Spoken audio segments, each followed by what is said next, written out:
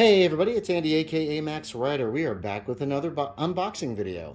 This one is coming from the uh, looks like Fulfillment Center in Durham, North Carolina. It's obviously a print on demand. Not sure exactly what it is. I have a clue, but as usual,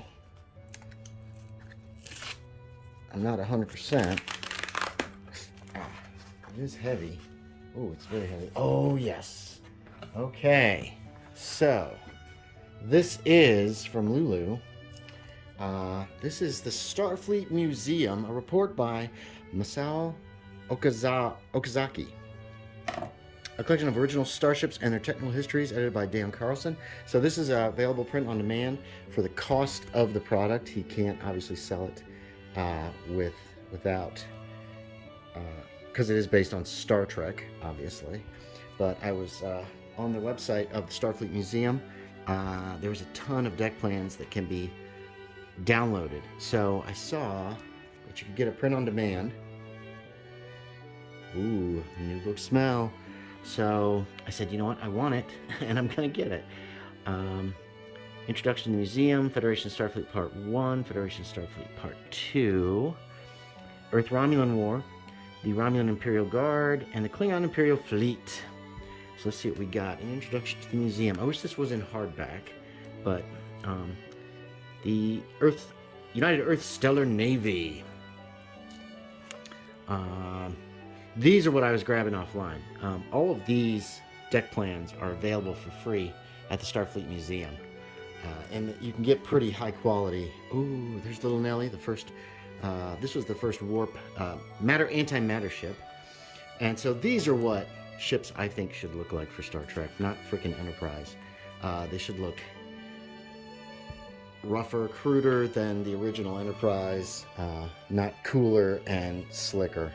But, you know, that's just me. Here's some more of the ships. I mean, these are ugly, and I love it. I think that's exactly what they should look like. They look like tubes with warp drives tacked on.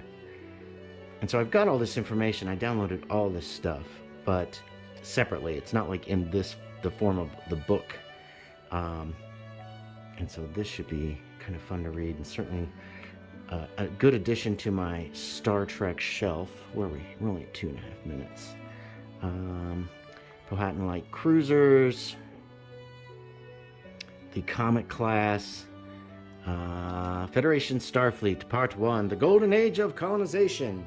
So this jumps around. You can see some of these were cruisers used during the Romulan War, the Earth-Romulan War, and then they jump into after the Romulan War. Ooh, there's a stain on that page. That's a shame. That's okay. Daedalus class cruisers, Dragon class heavy cruisers, and all these just have the look of something that would have come before the original series Enterprise to me. They just look good. I just like them. This, in my own Star Trek, fastest Star Trek game, this is the past. The Gargarin class. Instead of making ships that look like they belong to the future, they got ships here that look like they belong before Enterprise. It's like reverse engineered. Very cool. It's very cool. The whole concept, I think, is cool.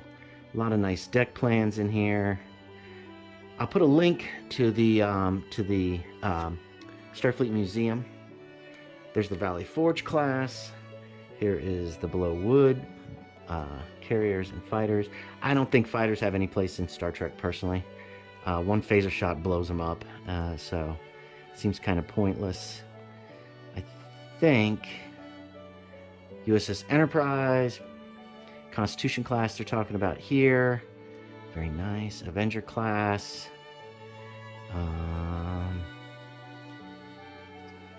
And then we get into the Romulan ships of the Romulan War. The Cabbage class. I think that's cool. The Chowder class, obviously named by humans. Clavicle class. And there are deck plans for all of these at the Starfleet Museum as well. Like I said, I downloaded everything I could get my hands on. And then here's some Klingon cruisers up to the D7. And a timeline. We got some maps for various, probably the Romulan War, and extra pictures. Very cool. So there is the Starfleet Museum. I will put a link in the description below where you can get this for the cost of it. They're not making a dime. So thanks for watching, everybody. As always, I appreciate it, and I will talk to y'all next time.